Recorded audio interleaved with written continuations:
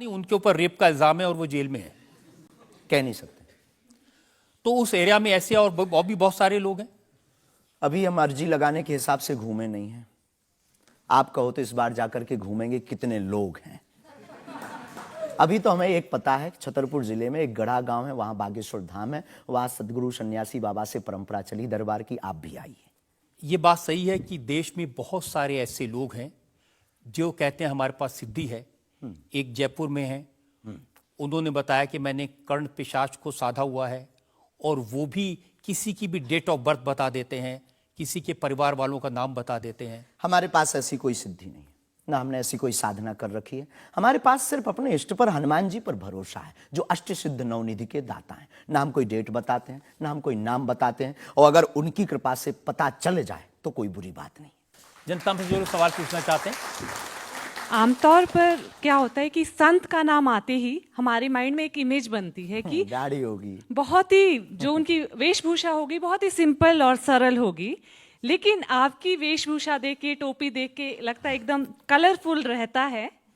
आपकी दुनिया ही रंगीन है तो साधु को भी रंगीन होना चाहिए। बहुत बढ़िया, बहुत बढ़िया। जब 7 रंगों की भरी दुनिया है माय डियर सिस्टर, 7 रंगों से भरी दुनिया है, तो मुझे क्या दिक्कत है। और हम कोई साधु नहीं, हम कोई महात्मा नहीं, ना हमने चोला ले रखा है। हम एक वर्ण व्यवस्था की बात नहीं करेंगे। हम एक गुरु के शिष्य हैं और आम इंसान हैं। और अगर कोई सरनेम पूछे तो हम शुक्ल वंशीय सरयू पारी ब्राह्मण है। तो जो 7 ब्राह्मणों की वेशभूषा है वो हमने धारण की। गुरु के नाते हमने ये पादुका अपनी एक परंपरा को निर्वाहन करने के लिए धारण की। और टोपी कोई आया तो दे गया, अगर आप कुछ दो बहन हमें तो वो भी स्वीकार है। आप चाहो तो कुछ हमें पहनने को दे सकते हो, हम पहन लेंगे। एक वेबसाइट ने लिखा कि ये जो टोपी पहनते हैं ये पहनाने वाले से भी कुछ गुरु दक्षिणा लेते हैं।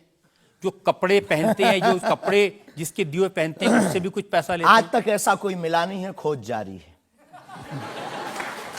किसी ने हमें आज तक दक्षिणा नहीं दी टोपी पहनाने के नाम पर या कपड़े पहनाने के नाम पर। हम तो राह चलते कोई मिल जाता है तो उसका पहन लेते, अपना दे देते हैं। हम तो साधु उस परंपरा के हैं, उस परंपरा के। लेकिन अच्छे लगते हैं आपको ये रंग बिरंगे कपड़े? बहुत आनंद आता है। क्या दिक्कत है साहब? किसी को दिक्कत है वो हमसे ज्यादा रंगीन पहने। एक शायर ने कहा कि जो खानदानी रईस हैं वो मिजाज रखते हैं नर्म अपना। आपका लहजा बता रहा है आपकी दौलत ये शोहरत नई नई नहीं।